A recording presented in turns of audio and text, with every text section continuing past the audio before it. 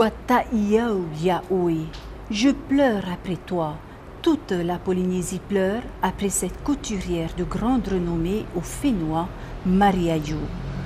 Au nom de Polynésie la première, nous rendons hommage ce soir à cette grande dame. La perfection, le talent et la ténacité, c'est l'addition de cette griffe Mariayu. Sa réussite se résume en un seul mot, l'élégance. Depuis plus de 50 ans, c'est ici, dans sa boutique au cœur de Papeete, que ses collections et ses créations prenaient forme. Elles sont nombreuses à avoir foulé le sol de ce berceau de la mode polynésienne afin de participer au défilé de mode. 3 générations de femmes ont porté la griffe locale et chic Mariayu avant de laisser place au prêt-à-porter en 2011, comme nous allons le redécouvrir dans ce portrait signé par Thierry Stampfler. On n'arrive plus à faire des choses d'avant. Mon atelier, je l'ai fermé parce que j'arrive plus à faire. Et pourtant, elle en a tant fait en 60 ans. La maman de Marie était couturière, elle aussi, et Marie partit se former quelque temps en France, revenant ouvrir une boutique incontournable à l'époque et où toutes les belles tahitiennes se pressaient.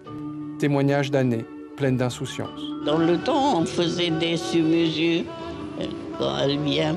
Marie, fais-moi une robe pour ce soir, il y a un cocktail. On a un faible pour les jolies filles. Cette symbiose d'influences européennes et de tissus polynésiens a fait la renommée d'une femme qui n'a jamais caché une exigence de tous les instants. Je veux que ce soit comme je veux, comme c'est quand. Parfait. Prends un paquet de persil, tu mets dessus. Oui, alors, oui, allez, comme ça. Hein. On va dehors. Ok, après, maman. Elle va dans la cuisine. Ne t'occupe pas du riz, mais d'abord ça. Ok, voilà. On y va. Dépose ton caméra. Allez, Au moment de tirer sa révérence professionnelle, Marie évoque quelques souhaits, un brin nostalgique tout de même. Je voudrais encore avoir 20 ans et je ferai tout pareil. Je voudrais que Tahiti reste comme il est, hein? Conserver toute la culture parce que c'est beau, Tahiti. La beauté de notre île, la beauté tout simplement, une notion qui a guidé Mariayu durant toute sa carrière, une notion qui a perdu un peu de son sens depuis l'annonce de cette triste nouvelle. La Polynésie est en deuil. L'ampleur de la douleur exprimée par chacun de vous sur les réseaux sociaux est palpable. Vous étiez nombreux à adresser vos condoléances à la famille endeuillée. Mariayu laisse derrière elle sa famille, ses enfants, 4 enfants, dont le fils aîné, l'écrivain Jimmy Lee. Yorana Jimmy. Yorana et bienvenue Stella devant cet escalier qui a été descendu par tant de vedettes et de Miss Tahiti. Merci Jimmy de nous accueillir en ce moment. Je ne l'accueille pas en tant que Jimmy, je t'accueille en tant que le fils de Mariayu. C'était son magasin, son 3e magasin. Il y en a eu 2 avant, un à l'emplacement actuel de la Banque de Polynésie et le 2e magasin était rue Gauguin, mais c'était à l'époque où je suis parti à Nouméa. Un beau parcours de votre maman. Aujourd'hui, elle nous a quittés, Jimmy. La Polynésie pleure, cette grande dame qui est votre maman. Dans quel état d'esprit êtes-vous, vous les enfants, par rapport à ce deuil?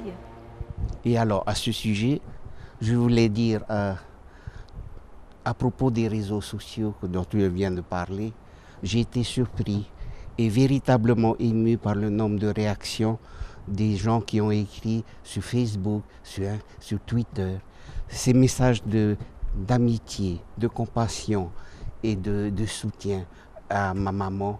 Et je crois que de là-haut, elle aurait été vraiment, véritablement charmée. C'est à croire que ma fille Vaiana a dit, c'est comme si chacun de ces femmes avait au moins acheté au moins une robe de chez Maria You dans leur vie. Et c'est peut-être exact. Maman était tout simplement amour. Non seulement ça, mais amour de quoi? Amour de cette mode polynésienne qu'elle a toujours aimée et qu'elle a mise en valeur. Parce que qui d'autre que la femme polynésienne peut porter ses mamarouas, ses robes en pario?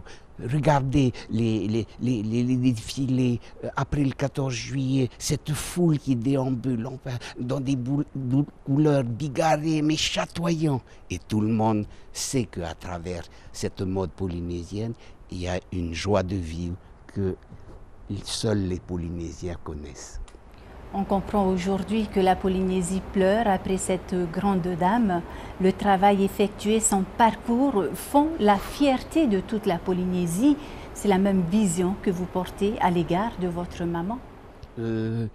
Quand on travaille avec Maria You, avec ses règles et ses façons de travailler, avec les employés, il y avait surtout beaucoup de rigueur, mais une rigueur intelligente. Elle choisissait ses modèles, elle choisissait ses couleurs, elle choisissait ses tissus. Et comme tous les grands créateurs, elle passait son temps à lire les revues de mode pour trouver l'idée qui pourrait s'adapter à la vie polynésienne.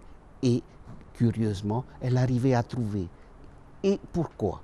Parce qu'elle avait avec lui tout un monde d'artistes qui venaient la voir et qui lui disaient « Marie, j'ai dessiné quelque chose, j'ai trouvé quelque chose ».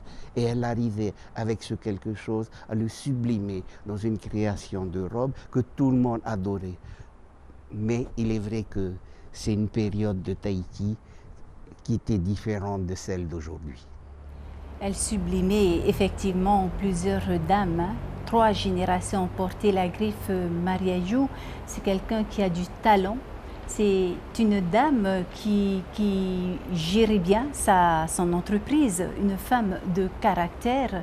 La maman qu'elle était avec ses enfants, avec vous, comment est-ce qu'elle était? Eh bien, parce qu'il y a eu d'autres couturières et elle me disait qu'il y avait d'autres couturières presque peut-être plus talentueuse. Et elle avait aussi, c'est vrai, que Willy, son mari, et ses fils qui l'ont beaucoup aidé à travailler dans ce domaine-là. Il n'est pas donné à tout le monde de pénétrer dans ce domaine de la mode qui est très féminin. Et en plus de ça, eh ben, elle avait, c'est pas simplement qu'un talent. Elle savait dénicher le détail qui faisait en sorte que toutes les Polynésiennes avaient envie de s'acheter cette robe-là pour aller, par exemple, au bal de Excelsior le samedi soir. C'était cela notre vie, c'était cela qu'elle avait pu. Elle aimait tellement cette ambiance polynésienne que ça lui disait beaucoup de faire des robes pour que les gens soient vraiment heureux. La notoriété de Maria You est le fruit du parcours du combattant. Inspirée par sa mère, elle a fait ses premières armes en métropole. La griffe Maria You a rayonné dans l'Hexagone ainsi qu'aux États-Unis. Un parcours impressionnant qu'elle a bien voulu partager avec une équipe de production de Polynésie, la première en compagnie de Loveina Chapman. C'était en 2016. Tu sais que pour les femmes, c'est un honneur de porter une robe de chez Maria You. Tu essayes de me flatter là. Non. Coco Chanel disait « La simplicité est la clé de l'élégance ». Lorsque l'on observe cette petite dame qu'on ne présente plus, on comprend tout de suite ses paroles. Après plus de 60 ans de carrière, Maria You est le symbole du raffinement polynésien.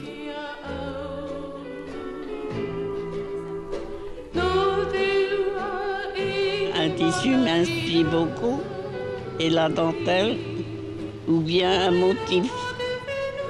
J'ai dit toujours, quand les jolies filles, elles viennent, dans le temps, on faisait des sur-mesures. Quand elle vient, Marie, fais-moi une robe pour ce soir, il y a un cocktail. Eh bien, on se met à 4. C'est vrai, Ouais. des fois tu as fait des Ouais. reconnues. On a un faible pour les jolies filles. Notre styliste est l'aîné d'une famille de 13 enfants d'origine chinoise, un entourage connu pour son sens du travail et de l'entrepreneuriat. Petite fille, Marie apprend à faire des ourlets avec sa mère, puis elle coud les robes de ses poupées. Ma maman était couturière. Et qu'est-ce que tu faisais alors? Je faisais des ourlets. À 30 ans, cette Polynésienne décide de quitter le Fénois pour perfectionner ses techniques. Elle a alors 4 enfants qu'elle confie aux bons soins de son époux pour partir à la découverte de Paris. Elle y fait la rencontre du père Aurélie. Le père Aurélie m'a fait ouvrir l'institut de costumes et on m'a montré tous les costumes, comment c'est fait, comment c'est. Ça m'a aidé beaucoup.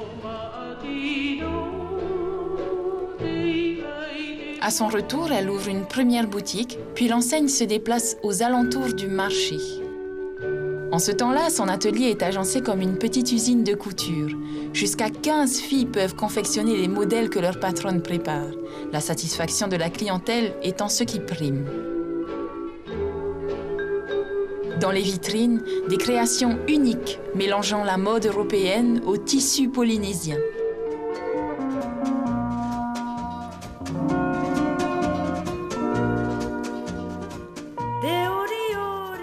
Marie habille les plus belles femmes de Tahiti.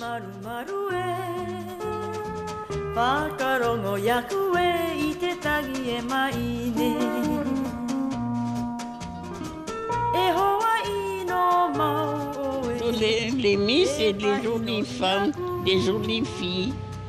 Tiura Bowen. Oui, Tiura. C'est la première Miss.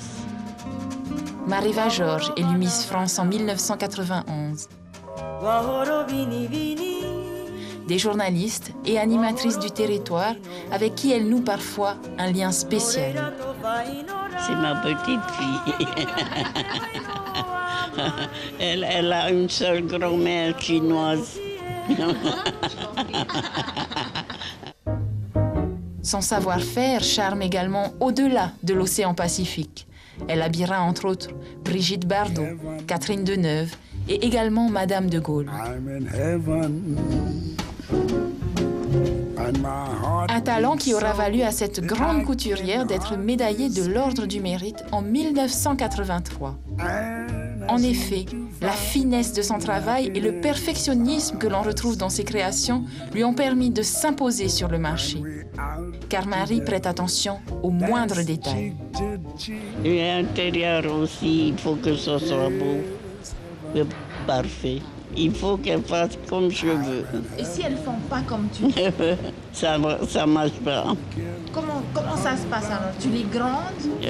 Oui, elle dit toujours, Marie, elle est méchante. Tu es sévère? Sévère. Je veux que ce soit comme je veux, comme c'est quand. Parfait. Parfait. Chez elle, avec ses dames de compagnie, la créatrice devient une femme d'intérieur. Oui, elle fait toutes les choses que je ne peux pas faire. Ouais.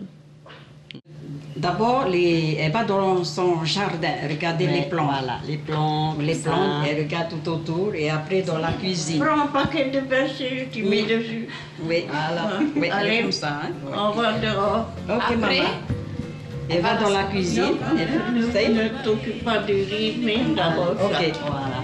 On y va. On y va, maman. Ouais. Ouais. toujours rigoureuse, Marie sait ce qu'elle veut. Elle dépose ton caméra. Allez, Merci. cette dame de fer a dû concilier sa carrière et sa vie de famille. 2 garçons et 2 filles. Et un garçon est parti et le Jimmy, il s'occupe ici. Il s'occupe de l'immeuble. Ouais. Et les 2 filles, une fille en France et une fille à Los Angeles. son fils, il est dans le style aussi. Alors, ils font... Et il fait des vêtements hommes. Et sa femme fait des vêtements femmes. Mais ils sont dans le textile. Des enfants et petits-enfants qu'elle entraîne dans son aventure. C'est d'ailleurs à sa fille que notre styliste confie les rênes de son entreprise aujourd'hui. Le magasin change de style, on n'arrive plus à faire des choses d'avant. Mon atelier, je l'ai fermé parce que j'arrive plus à faire.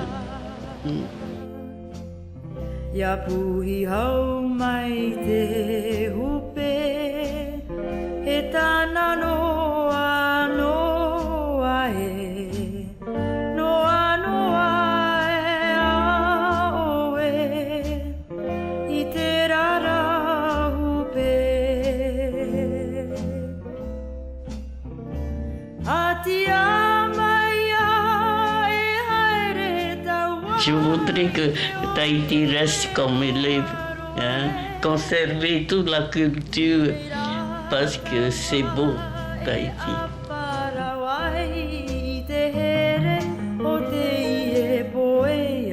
Les filles sont jolies, elles n'ont pas besoin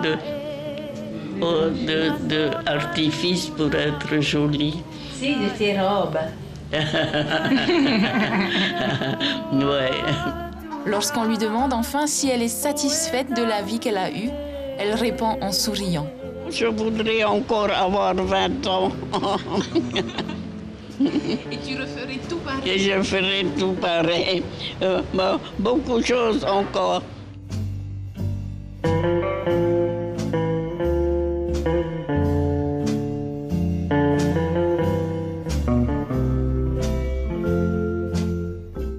Mariayou est devenue effectivement un peu comme ma grand-mère chinoise. 30 ans qu'elle m'habille pour la présentation des journaux télévisés, notamment le VOA Tahiti et nos émissions axées sur la santé.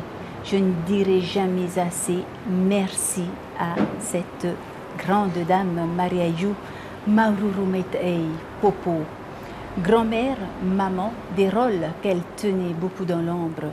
Mariayou est avant tout cette chef d'entreprise, la patronne de sa propre entreprise, de sa boutique, la patronne de son atelier de couture qu'elle a réouvert depuis maintenant 9 ans grâce aux petites mains de Rosine Uura Teata Oterani, Yorana Rosine. Yorana.